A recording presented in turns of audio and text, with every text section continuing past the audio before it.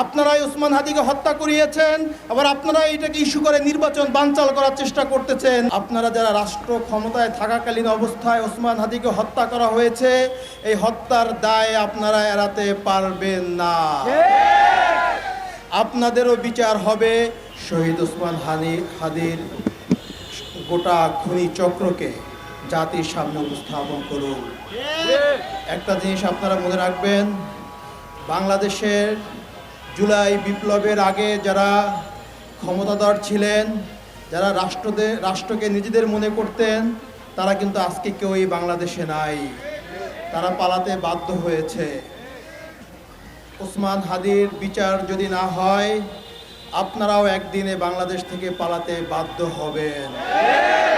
যে এজেন্সির হয়ে, যে রাষ্ট্রের হয়ে আপনারা ওসমান হাদিকে হত্যা করেছেন, মনে রাখবেন ওসমান হাদি কোনো এজেন্সি, কোনো রাষ্ট্র, কোনো তাবেদারের কাছে কখনোই মাথা নত করে নাই। সে যদি মাথা নত করত, অন্য বিক্রি হওয়া নেতাদের মতোই সে সুখে জীবনযাপন করতে পারত। সে বাংলাদেশের 18 কোটি মানুষকে পথ দেখিয়েছে কিভাবে রাজপথে আন্দোলন করতে হয়, কিভাবে স্বাধীনতা সার্বভৌমত্ব টিকিয়ে রাখতে হয়, এজেন্সির রক্ষচক্ষুকে উপেক্ষা করে জনসাধারণের নেতা হয়ে উঠতে হয়।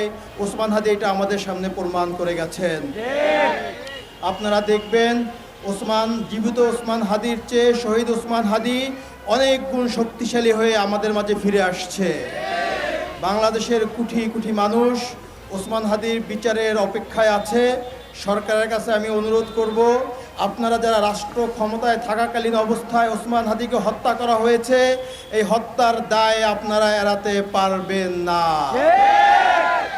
আপনাদেরও বিচার হবে। আজ হোক, 10 বছর পরে হোক, বিচারের কাঠগড়ায় আপনাদেরকে দাঁড়াতেই হবে। আপনারা যদি মনে করেন আর 2 মাস পরে রাষ্ট্র ক্ষমতা থেকে চলে যাবেন, বিদেশে চলে যাবেন, মনে রাখবেন এই দেশের জনতা আপনাদেরকে কাঠগড়ায় দাঁড় করাবে। তাই সরকারকে অনুরোধ করব, দ্রুত খুনিদেরকে আমাদের সামনে উপস্থাপন করুন। নির্বাচনের পরিবেশকে যাতে বিঘ্ন না হয়, খুনির বিচার করুন। আপনারাই ওসমান হাদিকে হত্যা করিয়েছেন, আবার আপনারাই এটাকে ইস্যু করে নির্বাচন বানচাল করার চেষ্টা করতেছেন। তা আমরা কখনোই হতে দিব না। ওসমান হাদি বলেছিলেন ফেব্রুয়ারিতে দেশে নির্বাচন হতে হবে, এবং সেই নির্বাচন করার জন্য সে প্রস্তুতি নিয়ে মাঠে নেমেছিল, কিন্তু তাকেই হত্যা করে নির্বাচন বাধাগ্রস্ত করার চেষ্টা হচ্ছে। প্রিয় বিপ্লবী জনতা, আপনাদের কাছে অনুরোধ থাকবে, আজকে আমরা শহীদি শপথ পাঠ করার পরে পরবর্তী প্রোগ্রামের জন্য অপেক্ষা করব। পরবর্তী প্রোগ্রাম থেকে খুনিদেরকে গ্রেপ্তার করা না পর্যন্ত রাজপথ ছেড়ে আমরা যাব না, ইনশাআল্লাহ।